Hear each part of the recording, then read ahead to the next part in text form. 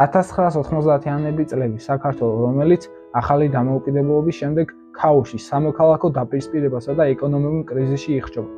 ამ ფონზე საქართველოს უახლოეს ისტორიაში ჩნდება ფიგურა, რომლის სახელიც დღემდე იწვევს სწავლე კამათს.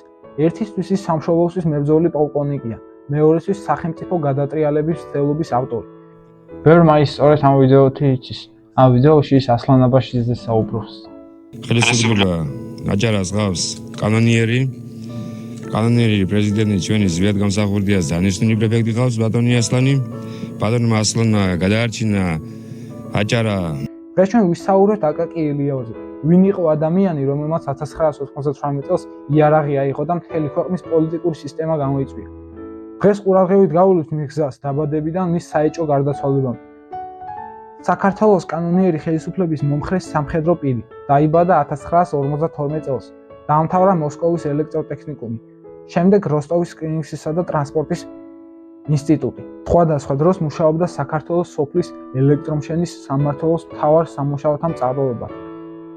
1991 წლის 26 მაისს თბილისში ეროვნული გვარდიის აღლუმზე გვარდიელის ფიცი მიიღო და სენაკის საგანგებო დანიშნულების მეორე ბატალიონ ეგრისში მეთაურის მოადგილედ დაინიშნა. ამ ყოველივეს ოჯახი საერთოდ არ არებოდა, რადგან აკაკი ელიაოს არავითარი სამხედრო გამოცდილება არ ჰქონდა. ერთ დღესაც იგი ამდგარა და გამოუცხადებია ოჯახისთვის. მე მხოლოდ ოჯახისთვისა და შვილებისთვის არ ვარ. მე საქართველოსთვის ვარ. საქართველო ჩვენია და ჩვენი იქნება ყოველთვის. ამასთანავე საინფორმაციო სადაზვერვო სამსახურში უფროსი ლეიტენანტის ოპერაციების წარმატებით ჩატარებისთვის პრეზიდენტ ზვიად გამსახურდიას ბრძანებით ვიცე-პოლკოვნიკის წოდება მიენიჭა.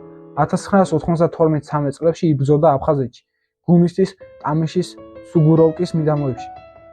აფხაზეთის ომში ის შავარდნაძის შუა ომისას ლანძღავდა, რადგან მას საერთოდ არ მოსწონდა მისი პოლიტიკური შეხედულებები. 1998 წლის ოქტომბერში ქვეყანა შოქშია. სენაკის სამხედრო ნაწილი აჯანყდა. პოლკოვნიკი ელიავა ღიად დაუპირისპირდა ცენტრალურ ხელისუფლებას.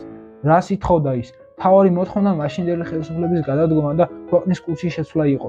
ელიავა აცხადებდა, რომ ხელისუფლება კორუმპირებული იყო და ქვეყნის უსკულესკენ მიაქანებდა. ეს არ იყო უბრალო მოტივი, ეს იყო გამოწვევა. სამთავრობო ძალებმა ოპერაცია დაიწყეს. დაიწყო დევნა, აჯანყება, რომელსაც დიდი მხარდაჭერა ჰქონდა გარკვეულ წრეებში. სამხედრო თვალსაზრისით ეს ოპერაცია ჩაიშალა, რადგან მას უღალატეს და გამართულ ბრძოლაში დამარცხეს. შესაბამისად გეგმა ჩაიშალა. აკაკი ელიავას რაზმი და ბატალიონი უკან გაბრუნდა. ელიავა იძულებული გახდა ტყეებს შეფარებოდა. დაახლოებით 2 წელი ის იყო საქართველოს ყველაზე ძებნილი ადამიანი. აკაკი ელიავამ გახსნისას უდიდეს დროს ატარებდა სენაკში, სოფელ ეკში. ახლა მინდა წავიკითხოთ თუ რას წერს Facebook გვერდი ეკი სენაკი ჯორჯია აკაკი ელიავაზე. ეკი და აკაკი ელიავა განუყრელი ცნებებია. ეს ყველა ეკელმა კარგად იცის. გარდა იმისა, რომ კაკოს წინაპრების წარმოშობა ეკს უკავშირდება, ეს სოფელი მის სიცოცხლის ბოლო 10 წლის მანძილზე ფაქტიურად სახლად იქცა მისთვის და მისი მემკვიდრეებისთვის. 1991-12 წლის გადატრიალების შემდგომ ხელისუფლების მიერ დევნილი აკაკი ელიაო და მისი რაზმი ყველა თუ პერიოდში ეკს და მის მიმდებარე სოფლებს აფარებდა თავს. თუმცა არსად ისე დიდხანს არ დაჩენილა ამდენადაც ეკში. ეს ყველაფერი განაპირობა იმ სიყვარულმა, რაც ეკის მოსახლეობას და კაკოს მის ბიჭებს ჰქონდათ ერთმანეთის მიმართ. კაკომ კარგად იცოდა, რომ ეკელები მას არასდროს გასცემდნენ. ხოლო ეკელებმა კარგად იცოდნენ, რომ კაკოს და მისი ბიჭების სახით მათ სოფელსაც დიდი გულშემატკივრები და დამცველი ჰყავდა. კაკო და მისი ბიჭები ეკელებს მარტო სოფლის საერთო პრობლემის მოგვარებაში კი არ ეხმარებოდნენ, არამედ კონკრეტულ ადამიანებს და მათ ოჯახებსაც ეხმარებოდნენ, როგორც ფიზიკური ძალით, ასევე მორალურადაც. ფაშისტების და შავარდნაძის რეჟიმის მიერ დევნილი კაკო და მისი ბიჭები, როდესაც ეკის ტყეს აფარებდნენ თავს, რაც არ უნდა გასაკვირი იყოს, ეკელები თავს უსაფრთხოდ გრძნობდნენ და საპასუხოდ ყურადღებას და პატივისცემას არ აკრნენ კაკოს და მის რაზმს.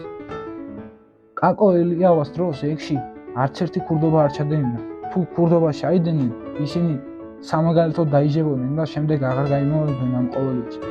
კაკო ელიავას გარდაცვალების შემდეგ კი თურმე 2014 წლებში 100 სული საქონელი მოპარულა.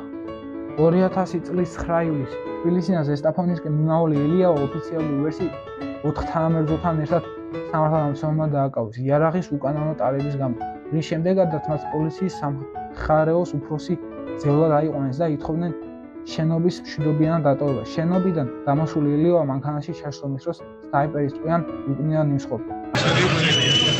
ამ დროისათვის ზესტაფონის პოლიციაში აკაკი ელიავას მძევლად აყვანილი ყავს ზესტაფონის პოლიციის უფროსი ოლეგ ნაცვლიშვილი, სამხარეო სამმართველოს უფროსი რუბენ ასანიძე და კრიმინალური პოლიციის უფროსი. მოხდარის შესახებ შინაგან საქმეთა მინისტრს კახათ არგამაძეს ზესტაფონის პოლიციის უფროსმა ოპერატიულად შეატყობინა, თუმცა მძევლად აყვანის ფაქტს პოლიციელები უარყოფენ. მთელი განყოფილება მობილიზებულია. ბატონ გახარ. ასანიძეც ჩემთან არის კაბინეტში ზევით. და იქავარ და ახლა ამათვაი ერთი იარაღი რო წავარდით მე და დამაში აკეთა უცებ იარაღი. სამი არიან. სამი იარაღი და ახლა უფრო მეტად ასანიძეს არ უშვებენ გადეთ ასანიძეს. ბატონო მინისტრო ჩვენო არაფერი არ გაგიფუჭებიაო შვილის შესახვედრად ვიყავიო მოვტრიალდი მე ცხერთიდანო და გაგვიშვითო. იარაღები ახლა ისა რა ქვია პირში აქვს ვინც უნდა ჩავადებით ახლა ჯიბეში ველაპარაკებით და დაწმარდნენ თვითონ და შეშინებულებიც არიან ელიავან პოლიციის თანამშრომლები მძევლად მას შემდეგ გაიყვანა, როდესაც ის ზესტაფონის შესასვლელთან პოლიციამ რეიდის დროს გააჩერა. ელიავას გაჩერებისას თან ჰქონდა ცეცხლსასროლი იარაღი და ავტომანქანით, რომლითაც ელიავა მგზავრობდა, მასთან 4 თანამებრძოლიც იმყოფებოდა. პოლიციამ ელიავას იარაღის ჩაბარებას თხოვა, რამაც ელიავა და მისი თანამებრძოლები გააღიზიანა. ისინი ამ წუთებში შეიარაღებულები არიან და პოლიციას არ ბარდებიან. ელიავა და მისი თანამებრძოლები ზემო სვანეთისა და სამეგრელოს სამხარეო სამმართველოს უფროსთან მერაბ ჯგენერაიასთან შეხვედრას მოითხოვა. მთელი ისა განყოფილება მობილიზებულია, ქუთაისიდან ჩამოსულია ძალები და ეხლა გერგაიას ველაპარაკეთ მერაბის. რომ მაგას ვენდობითო და ჩამოვიდეს იცო. ეხლა ბატონმა მერაბმა თქვა რომ ვიღაცა ისო რომ მე ბატონი რუბენი ელაპარაკა მე მგონი ჩამოვა. შეიძლება ჩამოვა. ვირავა? ა? კი, შეიძლება. მოდი და გეძო ხარკაზე მოდი. მოდი და მე მოდი და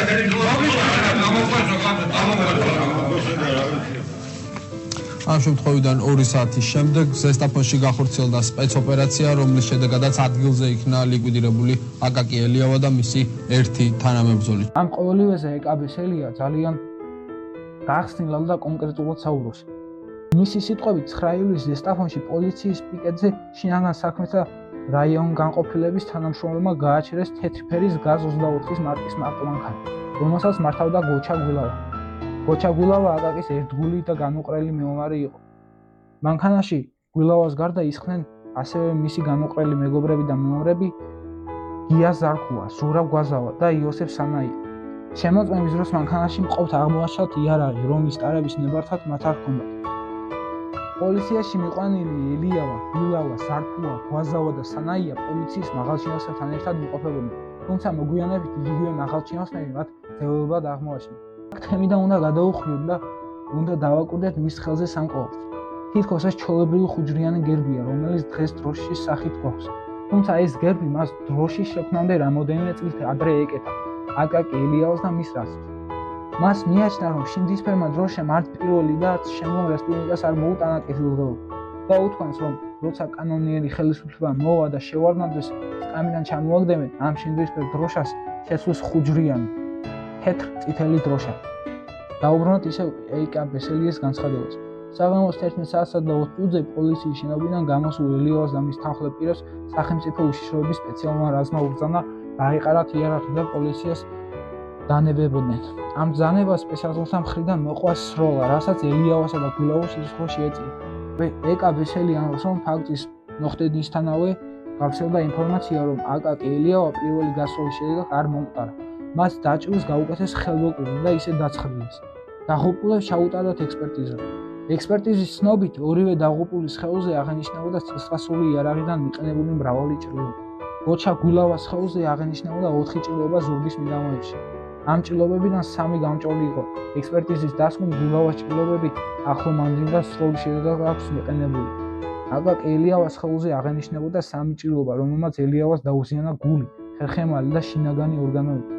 ექსპერტიზის დასკვნით ელიავას 3 ჭრილობიდან 1 გუმკერდის არესთან ახლოს მიბჯენით სროლის შედეგად აქვს მიყენებული. სამართალდამცველმა მოხდარის შემდეგ გია ზარქუა, ზურაბ გვაზავა და იოსებ სანაია დააკავეს.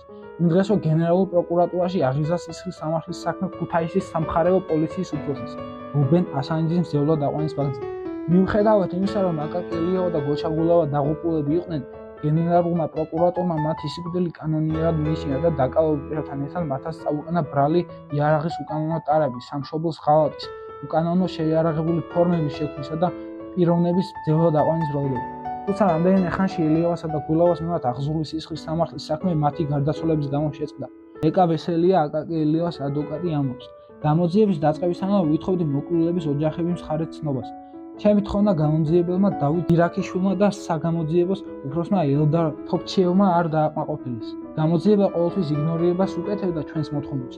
ელიავასა და გულავას რეაბილიტაციას და სისხლის სამართლის საქმის აღზრდის დადგენილების გაუქმებას. გენერალური პროკურატურის აღნიშნული დადგენილება ადვოკატმა ბესელიამ მთაწმინდა კრწანისის რაიონულ სასამართლოში გაასაჩივრა. მოსამართლე იყო ვაჟა ფუხაშვილი, მაგრამ ამაოდ მთაწმინდა კრწანისის რაიონულმა სასამართლომ გენერალური პროკურატურის გადაწყვეტილება კანონიერად მიიჩნია. მის შემდეგ ადვოკატმა საჩივარი უზენაის სასამართლოში შეიტანა. მოსამართლე მერაბ ყურავა. უზენაის სასამართლომ ადვოკატის საჩივარი დააკმაყოფილა და გენერალური პროკურატურის გადაწყვეტილება უკანონოდ მიიჩნია. ასე დასრულდა მისი ისტორია, მისი მოღვაწეობა და მისი სიცოცხლე. როგორაც არ უნდა შევხედოთ ამ ყოველივეს, აკაკი ელიავა მაინც სიამაყისა და სიძლიერის სიმბოლოა. საინტერესო ის არის, რომ აკაკი ელიავა არ გაფრთხილებულა გასტროლის შესახებ სპეცსაზრუნველების მიერ. მათ პირდაპირ ცეცხლი გაუხსნეს და აკაკი და მისი თანამებრძოლები მუხანათურად მოკლეს ზურგიდან. აკაკი ელიავა დაკრძალულია სენაკში, მენჯის სასაფლაოზე.